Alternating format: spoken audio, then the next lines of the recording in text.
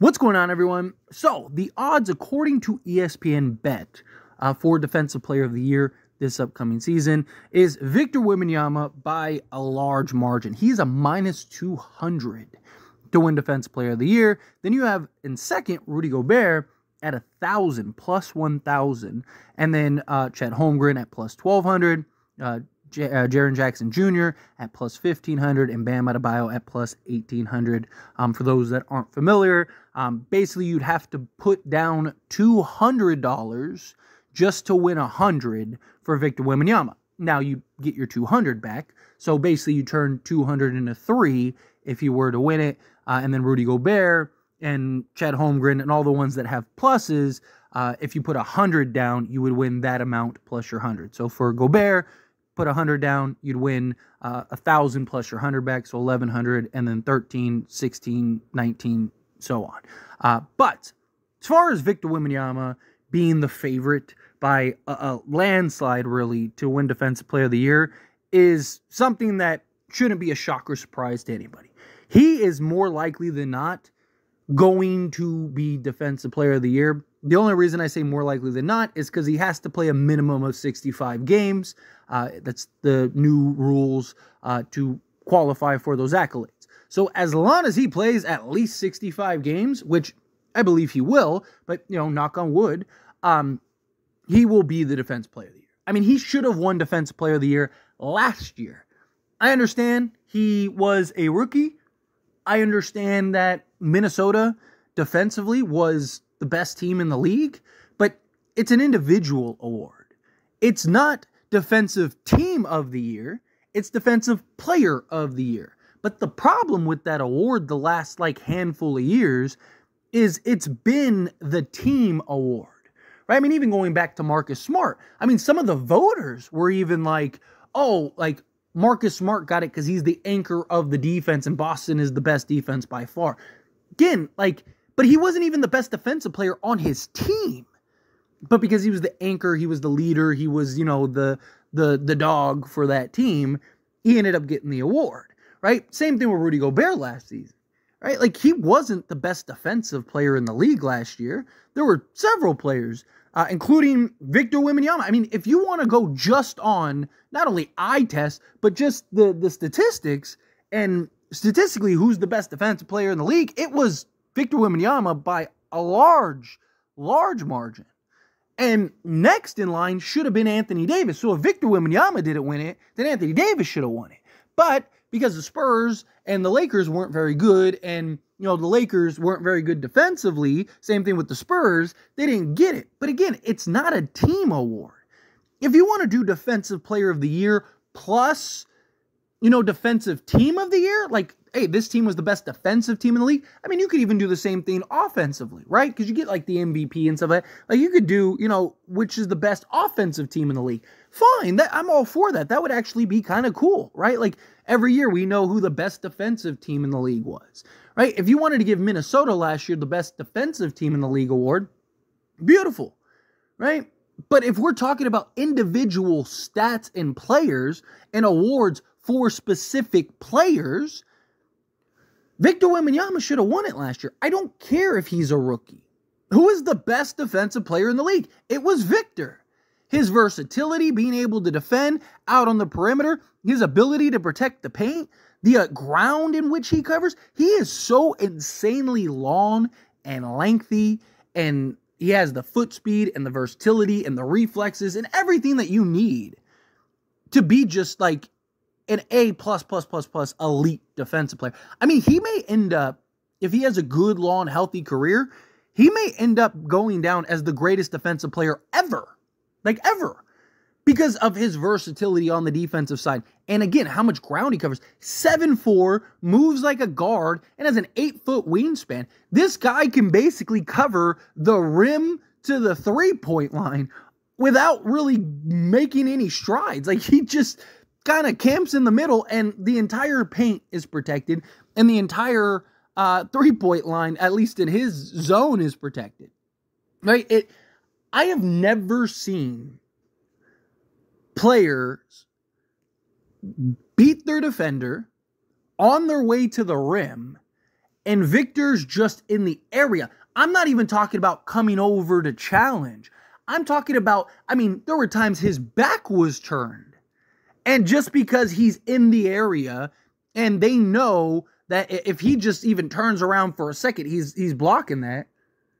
Literally make a charge for the rim and then pull it back out because they're worried that Wemby is just gonna clean that, right? Like it's wild the impact that he has on the defensive end. We've never really seen to this magnitude, right? Because we've never really seen a player like Victor Wembanyama.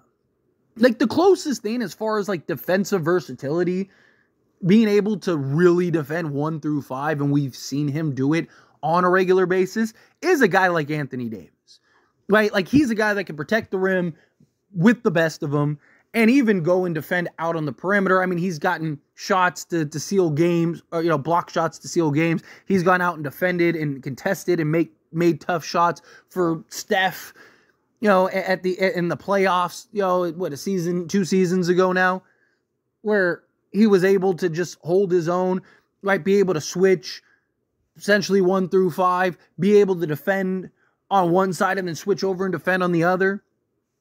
And now you have Victor Wembanyama and his size and his length. He might be Anthony Davis with steroids. Like literally, this guy is unbelievable from a defensive standpoint. And the thing that's crazy is he doesn't even fully understand the game yet because he's a rookie, right? He doesn't even fully grasp yet the positioning and proper timing and speed. He's just defending on instinct. He's just defending on pure skill.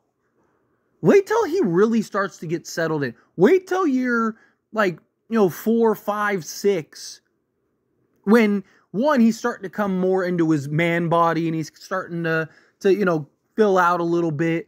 And then on top of that, he really grasps and understands, offensive schemes and the way that, this team likes to play and that team likes to play and this team likes to play.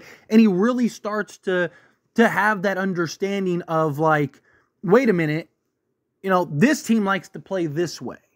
So they're going to run sets that are he's just out there being Victor Wembanyama right now. Wait till he gets out there and he starts really, taking those next steps, taking those strides. You see it with all players, right? Not even on the defense side, just basketball, period. Right? Even some of the greats, even guys like LeBron James, right? Look at LeBron, the first couple seasons, that first run with Cleveland. He was unbelievably talented, unbelievably gifted. It was unfair at times. Then he went to Miami. And then you had 2013, 2012, but really more 2013 Miami on. And then that second stint in Cleveland. And just watch, the way that he understood and grasped and saw the game. Michael Jordan, early years, just playing on raw talent, raw, just skill, all of that. And then you finally see he starts to grasp it. He starts to get it, right? He's doing things that were just unprecedented at the time, right? And he's really started to come into his own, right? Starts, hitting the weight, starts building out, filling out, right? All of those things, you see players, Kevin Durant. The list goes on and on for guys that you really start to see once they figure that out, that switch clicks. And it's oh, hang on. Once he gets actual timing and how these players, because again, Victor's played against some very good talent over his career, but it's not the NBA, right? It's not the space and pace. It's not the type of skill and craftiness that some of these players have, and the athleticism, and how they're able to just kind of fly to the rim and whatnot, and the different sets and actions and stuff that you get to see. And he just played his first season. You're not going to get and gain everything you need to get and gain right out the gate. You're just not, right? But you're, like I said, 3, 4, 5, 6. if he's winning Defensive Player of the Year this season, he's going to have probably 7 of them, if not more. The only reason he probably won't get like 10 of them is because of voter fatigue, right? Like, you're going to get a point where, you know, whoever it is, Chet Holmgren is, yeah, he's not the best defense player, but he's not that far off. You know, I'm just using him as an example, but, you know, like, he's close, but not quite, right? So it's like, we'll just give it to him, right? Instead of Victor's won the last 5 years, right? Like, it's just, you see that. You see that happen a lot. You know, like, there's been several players. LeBron's even one of those players that should have won Defense Player of the Year, and they ended up giving it to somebody else, right? So, I'm curious to see when his career is done, exactly how many he has. Because you got to think, like I said, year 1, he should have won it. Literally, year 1, Victor should have been hoisting that trophy for Defense Player of the Year. And they didn't give it to him. He's probably winning it year 2. So, let's say he plays 15 seasons. He's already going to get his first one in year 2. Right? As long as he plays 65 games. You're telling me this guy isn't going to get at least 7? Right? This guy isn't going to get, let's call it 6. This guy probably will have he'll probably be the all-time leader in Defensive Player of the Year awards. Like, I mean, what we're already seeing is literally unprecedented for his versatility and the way he's able to defend. It's remarkable. It really is. But, you know, we'll see, because, again, voter fatigue, things like that are an issue, right? You see it with even MVPs, like, you know, Jokic and stuff, like, oh, we don't want to give it to him 3 straight years, and it's just like, come on. If a guy's good enough to have it, the guy's good enough to have it, right? There have been several guys that have won 4 Defensive Player of the Year awards. Dwight Howard won 3 times and is the only player ever to have won it in 3 consecutive seasons. Victor probably does that in these next 3 years. Or at least he should, for being honest. Again, it's an individual award. It's not a team award. And yet, a lot of these individual awards seem to be going to teams. I mean, even the MVP, you know, usually goes to the best player on the best team.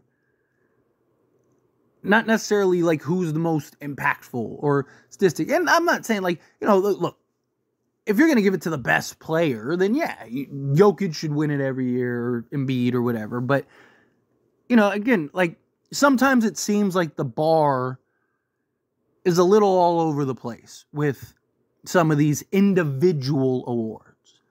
And so I don't want to see a kid that should go down as the all-time defensive player not get that, because, you know, the media and stuff keep changing the criteria for it, or because they have voter fatigue. Your job isn't to question voter fatigue. Your job is to evaluate who is the best defensive player of the year. If you don't like it, then don't vote. You know, if Wemby is the best defensive player 15 straight years, then he's the best defensive player 15 straight years, and give it to him. Right? Like, again, if somebody's better than him, then they deserve it. Or if it's close, you know, like, if it's like, you know, Wemby is, just to keep it like simple, let's say, you know, is like, you know, a 90%.